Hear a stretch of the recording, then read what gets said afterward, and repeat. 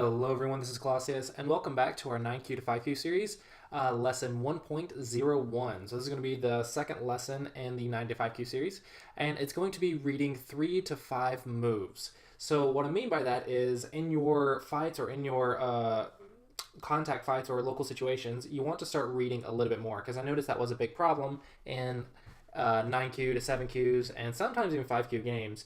But there was a distinct difference in reading between 5Qs and 7Qs and 5Qs and 9Qs, which you would think is obvious, but it's also an important fact to take note of because we need to start reading. And I'm going to help you guys learn how to read a little bit more effectively. So first off, what do I mean by 3 to 5 moves? So if we get to an example here, and now we can see that black just played a Hane. This is a common Tengen attached windmill shape, but we're just going to use this as an example of what I mean by reading. So what I mean by reading is, let's say I am considering to cut right here. So I want to read 5 moves deep. So I go cut, so 1, and then I will read black response 2, 3, 4, 5. And I'll visualize this in my head before playing the move. And then I'll try to visualize each of these stones on the board and try to look at the shape and see how the shape affects the rest of the board, see if there's any weaknesses or anything like that. And then I'll go back and I'll say, what if black plays this move? 2, 3, 4, 5. And I was like, okay, and then I'll look at this shape and I'll compare this shape. And then I'll even change it to this and this move. Then there's also the Ataris, which some of you know are bad, but there's also this type of idea. There's this shape. And finally, this shape. So we can visualize each of these shapes, and on these last ones, we can easily play a net. And on this one, we can play a net. So we can visualize each of these shapes, and yeah, the last two were actually 6 moves, or 6 or 7 moves, but that one is as simple as fix cat, capture cat. So that one, it's okay to read 1 or 2 moves a little bit deeper.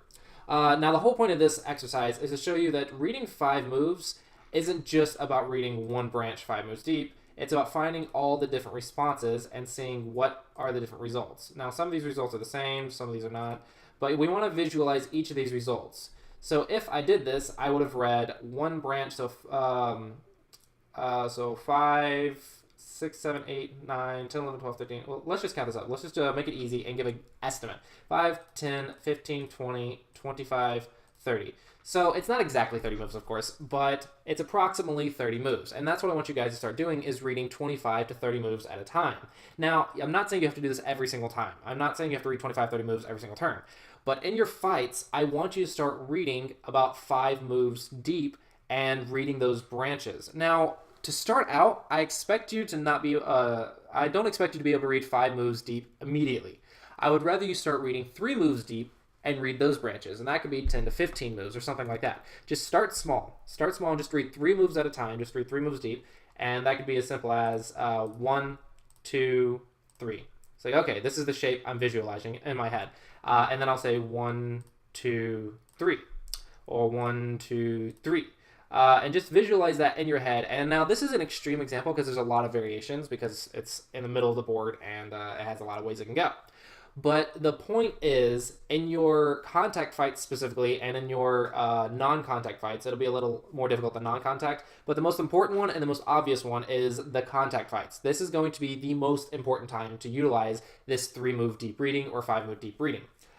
In your non-contact fights, then you want to exercise a 3-move deep reading at least, and sometimes you can exercise 5-move deep reading as well. And then in your Joseki shapes, you just want to visualize the entire Joseki and compare that in the opening, and et cetera, or just see how different openings or different tanukis and stuff like that will affect the score, and you can read that, count it, and do that. But that's a little bit later. For now, let's just work on the fights to start out, and then you can slowly expand from there throughout the whole game. So in the contact fights, try to read 3 to 5 moves, and in the non-contact fights, at least read 3 moves, but try to read 5 if you can, and then once you get better at it, then you can start reading in other areas of the game. But you won't get good at this until you start doing it. So the steps that you want to think about when you're reading is you read 3 moves deep, then you check the branches or different responses for your opponent, and you read 3 moves deep for each of those responses. Now, that doesn't necessarily mean that's all you do, because unfortunately, Go's not so simple that we can say, I'm going to read this move and then read all the branches. Well, what if all the possible variations that you read are not good for you? Well, or maybe are only okay for you. Well, you don't need to check out the stuff. So, for example, what if I play this move? What if I play this move? And what if I play this move? So that means you are giving yourself options to play. And there's always the option of Tanuki. What if I Tanuki? So this is actually going to slow you down a lot in practice while you're learning how to do it. So don't worry about it. Just give yourself 15 minutes, 20-minute games, and just start practicing this exercise. You don't have to do this every single move while you're just learning it, but you want to eventually get used to it and speed up your reading so you can do this exercise much more quickly in like 10-minute games. So the first step is giving yourself options. You want to give yourself at least 3 different options in contact fights, usually, unless you're like everything's in Atari. But you usually want to give yourself around 3 to 5 options if you can. Just give yourself as many options as you think, and the way to determine what your options are is you use your instincts. Your instincts will tell you, or your knowledge base of what you've researched, your game experience, reviewing pro games, all of that will give you experience, and you want to use that to use your to increase your instinct level to figure out what options are possible. So there's this move, this move, this move, and Tanuki. Then we want to read each of those like 3 moves deep or 5 moves deep, and read the branches for our opponent and just see what happens for each of our opponent's branches. And eventually, if you can do that properly, I'm not saying you can do it perfectly, I'm not saying I can do it perfectly, but eventually you should be able to read 30 to 50 moves deep with some contact fights. And I don't mean 30 to 50 moves in a straight line. I mean 5 moves this way, 5 moves that way, 5 moves that way, and then you read all of the branches, and all of a sudden you've read like 25, 30 moves, 40 moves, 50 moves, and it sounds like a lot, but it's actually a lot easier than you might think.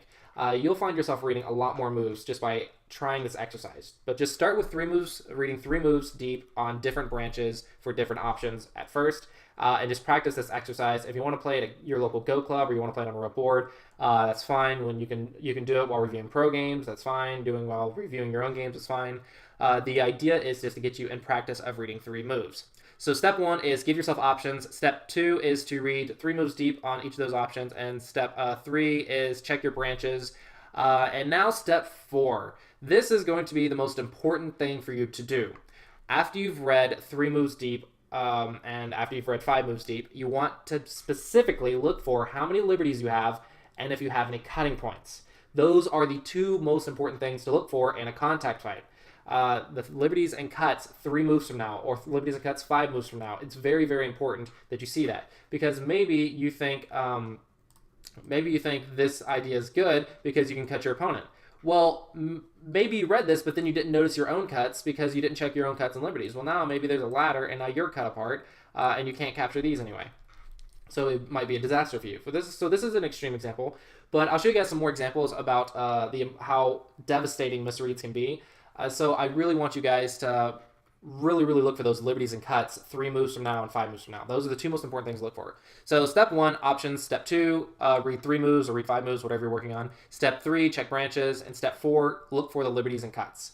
And then repeat that for repeat steps like repeat the reading and the branches and liberties and cuts for each scenario that you come up with for each option and for each branch, etc., etc. Just do your best and read as much as you can. This exercise should really, really improve your reading. And once you get good at it, you can do it much more quickly, and it'll be a lot faster and a lot easier for you to see 3 to 5 moves. And then sometimes you'll even be able to see even further.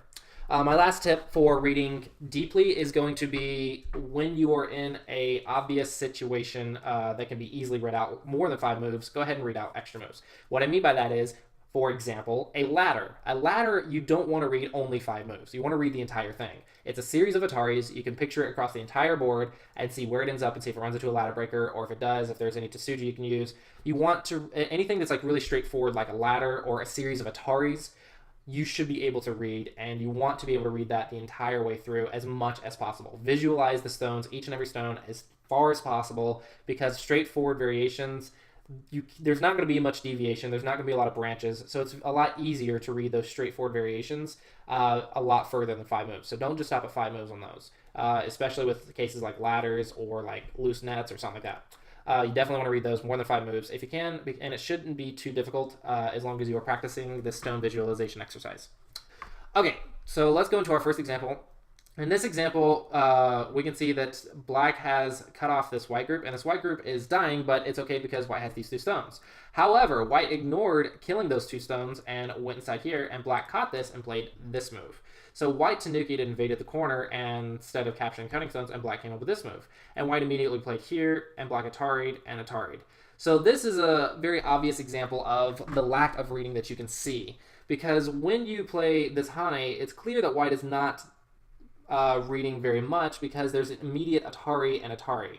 This one is only 3 moves deep. 1, 2, okay, sorry, 4 moves deep, 3, 4, but it's a series of Ataris, and it's I think this should be very obvious to read if you actually stopped and actually read it.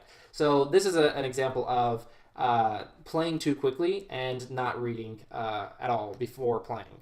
So a more obvious solution is to simply go here, 1, which threatens this and this, so 2, 3, and all of a sudden you have the ladder. So it's easy to read out this ladder, just there. Go ahead and read it out, and you can see that there's a ladder there. And if black plays right here, it's 1, 2, 3, and then these 3 stones die because it's only 2 liberties trapped against the edge. We all know that shape, so this one is easy to read out as well. So just simply playing 1 right here is a lot better than playing this Hane because it's a difference between life and death. And if you're about to die, it's a very, very important scenario for you to actually read before you play. So this Hane is the first example that we have of the lack of reading at this level, is that players will play and not check their cuts, not check their liberties, and they'll just play without thinking. Or they'll play with only a couple seconds consideration and just assume it works. You have to read it through. So this one's more obvious, but let's move on to the next one. In this example, white just played here. Now, on this one, it's a little more difficult to judge the situation. You have to understand that black's A group is cut off and white's B group is cut off, and they're in a capturing race right now.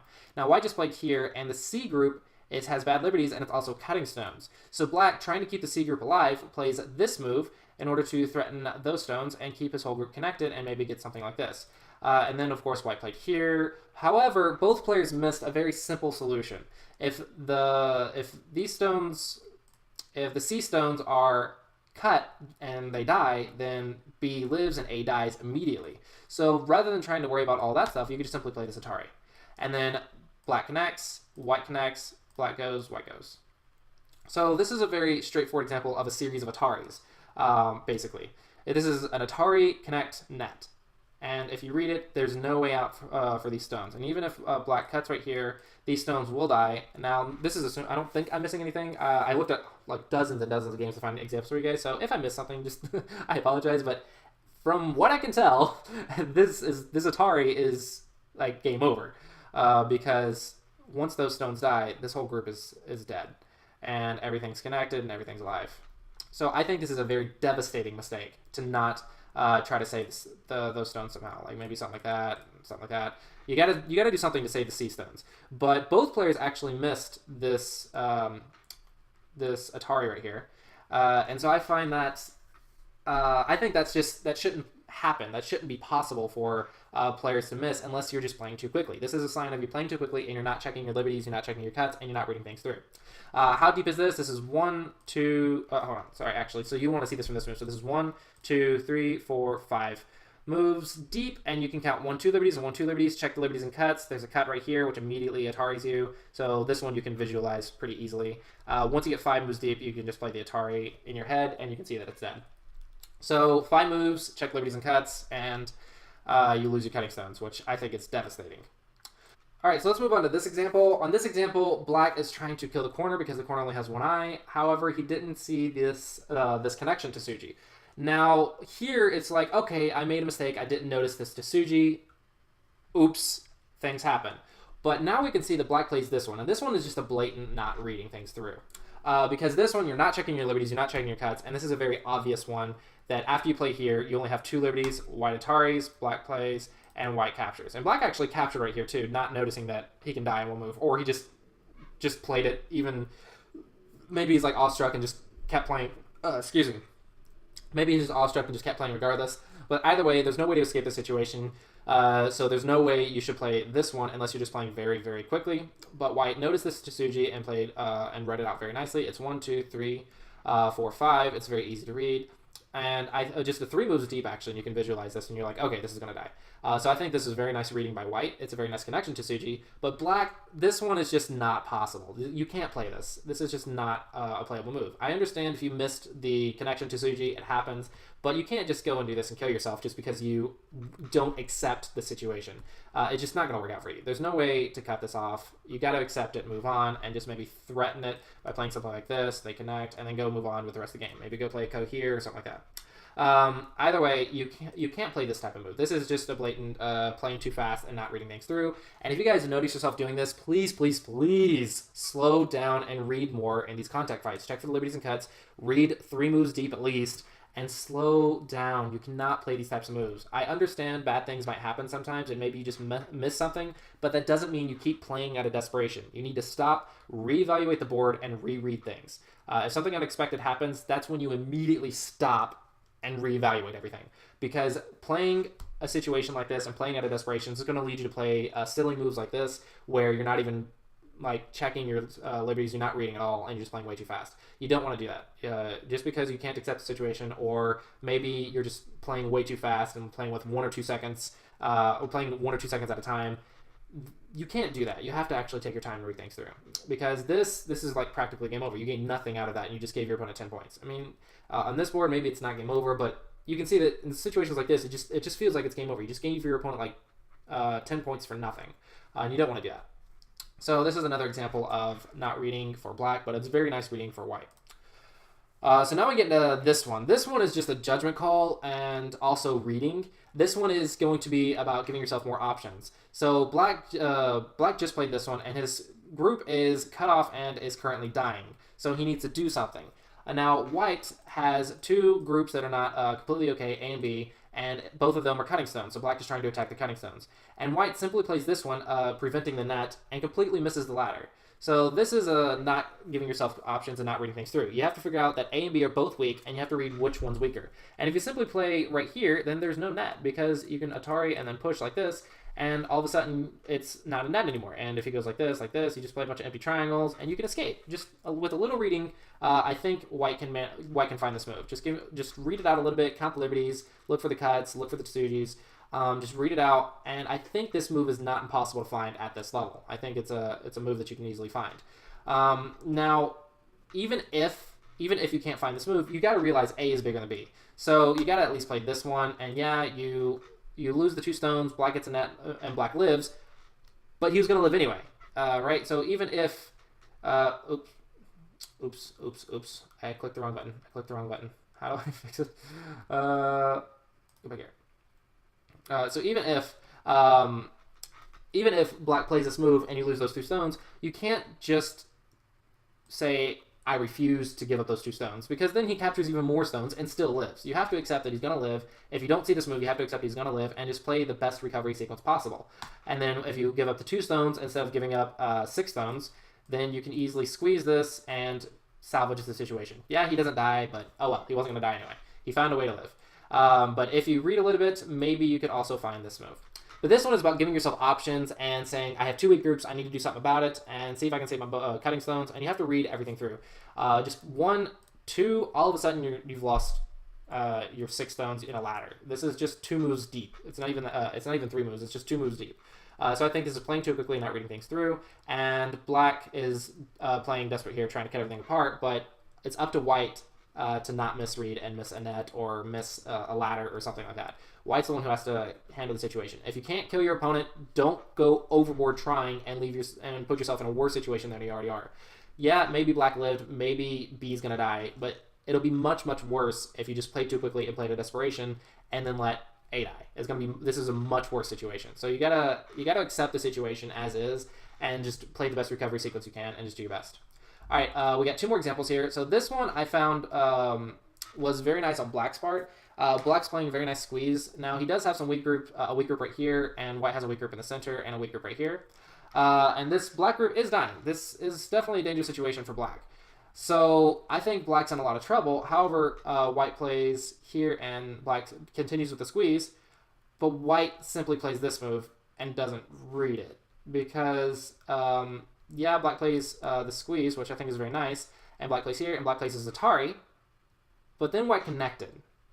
and everything died. You can't do that. You can't do that. So yeah, black plays Atari, saved the group. So white needs to accept that and kill these in the exchange. So yeah, black saved his group, black connected, so it was a good read by black to catch that and find a way out. However, white can very easily recover the situation by simply capturing this in exchange, and I think this is actually better for white than, well, if this group down here didn't die, it would have been better for white. But anyway, you can see that this is the best possible result for white. Well, I think it's the best possible result for white if there's no way out. If you're just going to die, then you got to accept it and just get some compensation. But playing this one, this just loses the entire game because now the whole group just dies because it's very easy to squeeze, and you can see white resigned here. And this one, white was definitely losing, but I don't think it was resignation worthy yet. I don't know. Maybe it was. I would still play a little bit and resign a little bit later. White's definitely losing, but I think it's a lot better chance than playing this. This is just the simple, it's not quite the crane, it's not the crane's nest. This is a simple just squeeze Atari kind of thing, similar to the crane's nest. But at least here, white has to see that he has bad liberties. Here, I understand, maybe white just didn't notice. He's like, okay, I'm just going to go here. But as soon as you see that you only have 3 liberties if you connect, you have to read it. You have to read things through and see if you're actually going to die or not. You can't just hope your opponent doesn't see it. You have to read at least 3 or 4 moves deep, because right here you've got to notice it, and it's 1, 2, 3, 4 moves. It's not that difficult to read, I think, but it's about taking your time to actually read it. It's about slowing down and actually reading it. So I think it was a very good read by black. White, unfortunately, white didn't catch it in time or notice it in time, and he could have noticed it actually back here instead of cutting. He could have simply played something like this, and black connects. Yeah, he's losing, but whatever. I don't know. White could have caught it, but he can't connect right here. This is just not playable. So he definitely he shouldn't have played this, and there was a way out of that. All right, so in our last example here, white played this cut, and black plays Atari, and white actually pushed and escaped, because now if black plays this, white can cut here, threaten the double Atari, and capture these stones. This is an example of very good reading. So here white pushed and actually saw that and noticed this cut. I think white actually noticed it, might have noticed it back here. I don't know, maybe white's just pushing and cutting without reading it, but it's a very nice catch. You can put cut here and escape or threaten the 2 stones. So I thought this was a very nice catch and very nice read by white. So this is an example of good reading, and black, of course, noticed it now. He's like, oh crap, I can't do anything about it. And he chose to try to save these cutting stones. I think this group is a little bit more important, even if those die. I think it's a little bit more important than you could threaten a ladder breaker or something like that. But either way, he did notice that he couldn't play this move, and in the other examples, they would play this move out of desperation and just play it regardless, even if it didn't work. So black is doing a little bit better here. As you can see, he's trying to play recovery sequence and doing his best, so that's fine. But the whole point of this example is to actually show that white had a very nice catch here and very nice reading by reading the cuts, Ataris, and cuts and Ataris. Maybe he probably saw like this one and then this high. So I don't know if white read everything, but either way, he did catch this, and he did notice it and did play it out. So I think this is a very nice catch and a very nice read by white. So this is what I'm hoping to see in your games for you guys, is you start noticing little things like that, like the cuts in your opponent's shapes, or the Ataris that you can take advantage of, or the squeezes, or anything like that. I'm hoping these examples will help you guys see how to prevent stuff, and how to catch weaknesses in your opponent's shape, or how to take advantage of your opponent's shape as well. And hopefully it'll help you guys slow down and have more things to read and have a better understanding of your contact fights. So I do recommend reading 3 to 5 moves in your contact fights, and I really hope you guys found these examples helpful, and I really hope you guys found this video helpful. Anyway, that's it for this video, guys. I know it's a little bit long video, but I thought there was a lot to learn from this, and it's also very important that you guys try this. So remember, the steps for reading is, first, give yourself options to read 3 moves deep or 5 moves deep, check the branches, and look for liberties and cuts at the end of each branch and the end of each variation. All right, so hopefully you guys found this helpful. As always, thanks for watching, guys, and I look forward to seeing you guys in the next video.